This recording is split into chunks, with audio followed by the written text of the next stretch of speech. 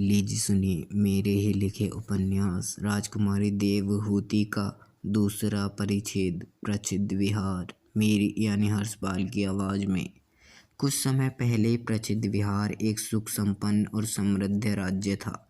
ऊंची ऊंची अट्टालिकाएं, ऊंचे ऊंचे प्रासाद और ऊंचे ऊंचे स्वर्णजड़ित भवन, रंग महल, फूल लताओं से महकते राजमहल, दीपमालाओं से जड़ित प्रसिद्ध विहार के स्तंभ महानगर और उपनगर की शोभा बढ़ाते थे।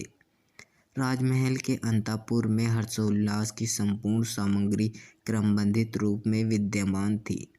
राज्य के स्त्री बच्चों आदि की सुरक्षा का समुचित उपाय था।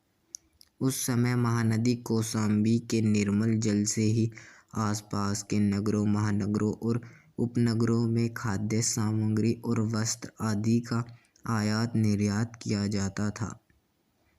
ये स्थान प्रसिद्ध विहार के उत्तरी छोर पर स्थित था।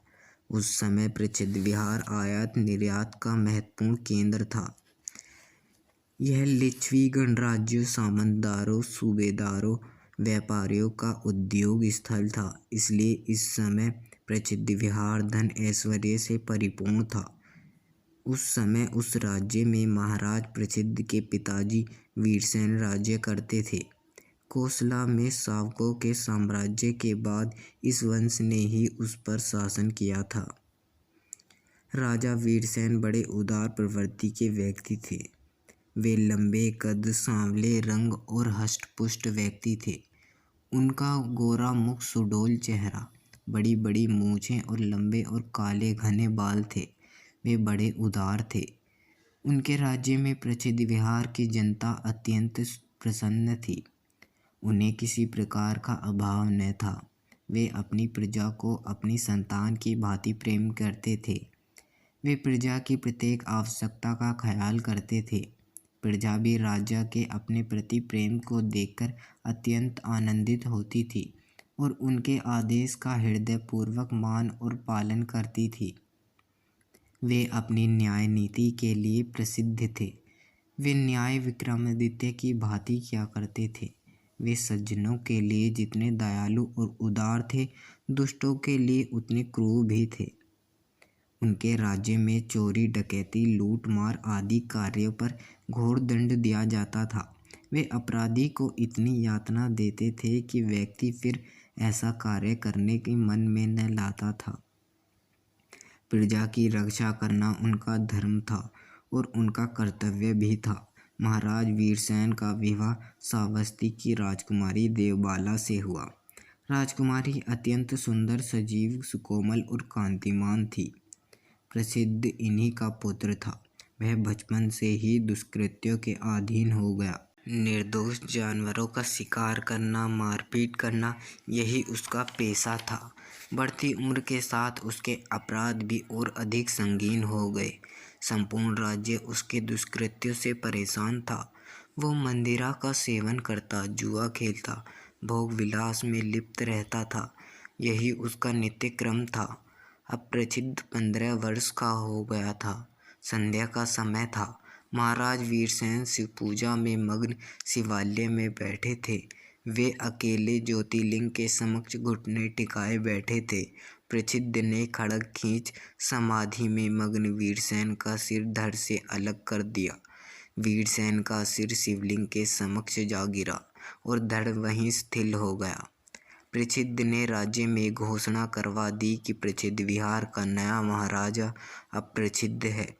रानी ने जब महाराजा के मृत्यु का समाचार सुना तो वो सहन न कर सकी। उन्होंने उसी समय प्राण त्याग दिए। अब प्रसिद्ध को रोकने वाला कोई नहीं था। उसने सिंहासन आरूढ़ हो राज्य से दुगने तिगने कर की वसूली की। कर अधिक होने के कारण लोगों ने खेती करना, उद्योग करना बंद कर दिया, जिससे राज्य में आवश्यक वस्तु अथवा खाद्य सामग्री का अभाव हो गया। राज्य में भूखमरी आ गई। प्रजा का क्रोध राज्य पर फूटा। राजा के प्रति विरोध का संघर्ष शुरू हुआ। गृह युद्ध आरंभ हो गए। राज्य में मार काट फैल गई। लोगों के रोष में महल के महल, प्रसाद के प्रसाद, ऊंची ऊंची अट्टालिकाएं सब जलकर पंचभूत में विलीन हो गई।